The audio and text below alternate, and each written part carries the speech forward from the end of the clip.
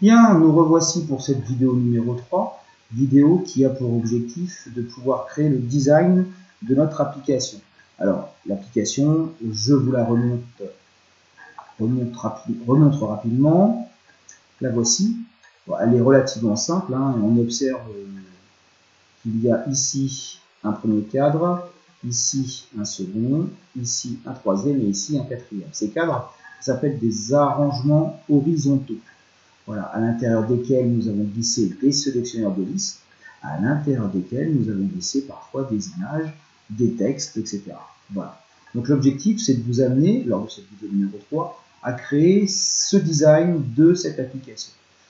Pour info, Bluetooth, on va en avoir besoin. Ça, c'est juste pour créer un effet joli ou pas, c'est selon les goûts.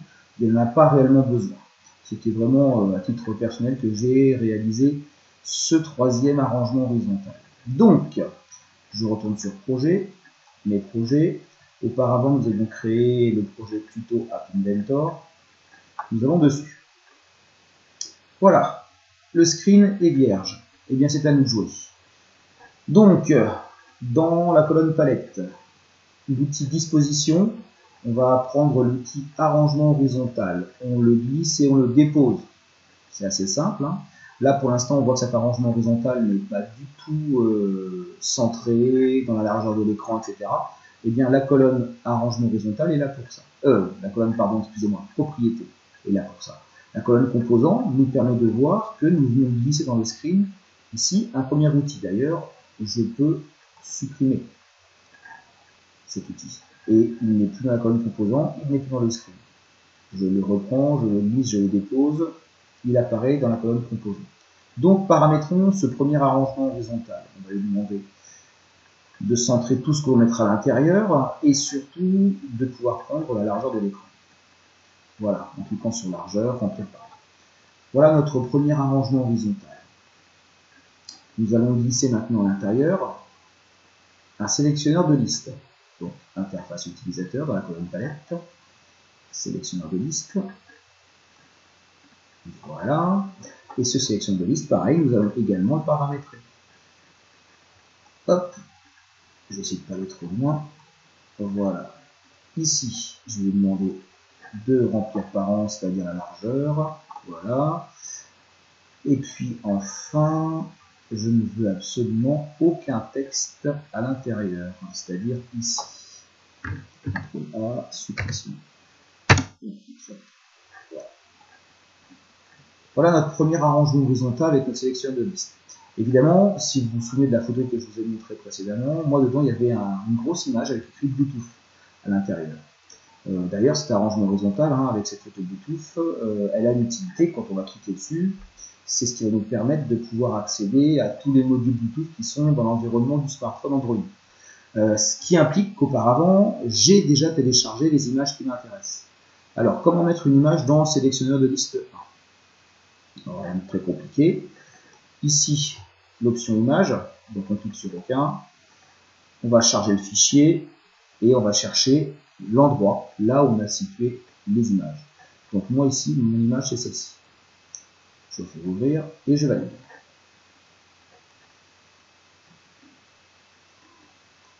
Voilà, notre image est arrivée. Premier arrangement horizontal de réaliser. Réalisons maintenant le second arrangement horizontal. Disposition, arrangement horizontal. Il apparaît dans la colonne composant. Nous allons le paramétrer. Alors vous observez aussi que si ici l'arrangement horizontal 2 est sélectionné, il est en vert, et dans la colonne propriété, il apparaît également. Si je sélectionne celui-ci, là on a le numéro 1. Pareil pour le sélectionneur de liste. Donc paramétrons celui-ci. On va tout centrer et demander à prendre la largeur de l'écran. Voilà. Puis, je vais glisser encore un sélectionneur de liste. Interface utilisateur, sélectionneur de liste. Mais je ne vais pas en mettre qu'un seul, je vais en mettre deux. Je vais vous expliquer pourquoi par la suite.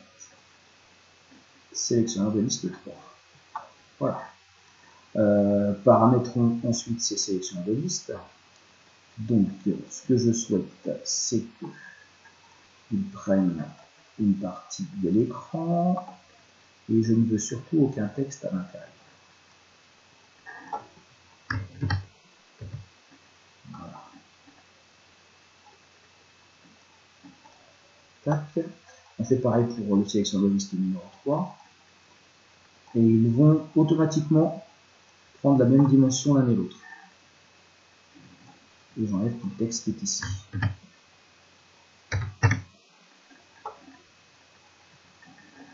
Voilà.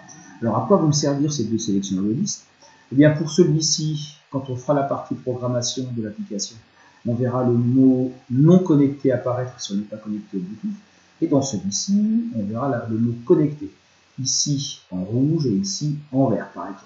Voilà. Là pour l'instant nous sommes dans la configuration design de l'application. La programmation se fera dans une vidéo numéro 4 et ça sera sur l'onglet bloc. D'ailleurs on peut y aller faire un tour hein, si vous voulez. Voilà, pour l'instant il n'y a rien dedans. Donc restons sur Designer. Alors notre deuxième arrangement horizontal est fait. Je vous rappelle qu'il y en avait 4 dans mon exercice, donc je vais faire un troisième arrangement horizontal. Hop, même manière, je centre tout. Je demande à prendre l'intégralité de l'écran. Je vais y placer un sélectionneur de liste que je vais paramétrer également pour le moment, car on y reviendra après, vous allez voir, comme ceci, sans aucun texte à l'intérieur. Voilà. Bon, je crois qu'on a fait le tour. Et dans ce sélectionneur de liste, je ne sais pas si vous vous souvenez, mais il y avait une ampoule. Donc nous allons y mettre une petite image.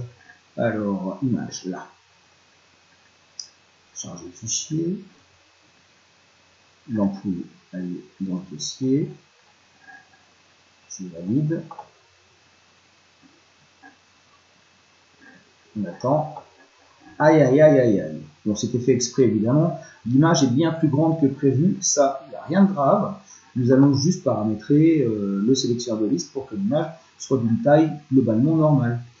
Donc, dans la hauteur, je vous propose de mettre, par exemple, dans les pixels 150. Alors après, ça, c'est au choix. Et comme je vous l'ai dit précédemment, il n'y a pas forcément l'utilité d'avoir cette image. Ici, on va vous mettre 150 aussi. Voilà mon image qui est faite. Alors certains pourront dire oui, elle est un petit peu grande, ben, c'est pas grave. Là c'est pareil, vous pouvez remodifier les tailles. Et dans mon application que je vous ai montré, j'avais mis 100 pixels en hauteur et en largeur. Voilà. Le troisième arrangement horizontal est réalisé. Il nous en reste plus qu'un. Disposition, arrangement horizontal. Voilà. Ici, nous allons encore le paramétrer de façon à ce que tout soit centré et qu'il prenne la totalité de l'écran. Voilà. Et enfin, nous allons y glisser deux sélectionneurs de liste. Pardon, excusez-moi, c'est une erreur. On va y glisser deux boutons dans l'interface utilisateur. On aura d'un côté le bouton On et de l'autre côté le bouton Off. Donc, texte pour bouton 1, on glisse et on dépose, encore une fois, texte pour bouton 2. Et là, de la même manière que nous avons fait pour les sélectionneurs de liste, nous allons reparamétrer les caractéristiques. Donc, on va demander à ce qu'ils prennent toute la largeur. Voilà. Et puis cette fois-ci, ici, on va mettre le bouton On pour allumage. Et pour le bouton numéro 2, la même chose pour qu'on ait parfaite symétrie. Et ici, le bouton Off. Voilà, notre application est quasiment terminée. Si on veut qu'elle puisse fonctionner avec le Bluetooth, on a encore quelques outils à y installer, comme par exemple, dans Connectivité, client Bluetooth, on le glisse et on le dépose dans la partie blanche, et comme c'est un outil qui n'est pas visible, il va se placer en dessous. Voilà. Et puis enfin, capteur, on va prendre l'horloge. On va la glisser et la déposer au milieu ici. Et pareil, c'est un préposant non visible, donc il va se glisser en dessous. Bon ben voilà, je vous invite maintenant à pouvoir enregistrer ce projet. Projet, enregistrer le projet. Projet enregistré à 22h27. Voilà, cette vidéo numéro 3 est terminée. Pour rappel, vidéo 1, c'était le matériel requis. Vidéo 2, c'était création de l'adresse Gmail, puis création du compte App Inventor et découverte succincte de l'interface App Inventor. Vidéo 3, c'était une vidéo qui permet d'appréhender la création, ou en tout cas le début de la création de l'application qui s'installe sur un smartphone Android, mais la création du design de cette application. Dans la vidéo 4, nous verrons comment programmer cette application. Je vous remercie de m'avoir suivi et à plus tard.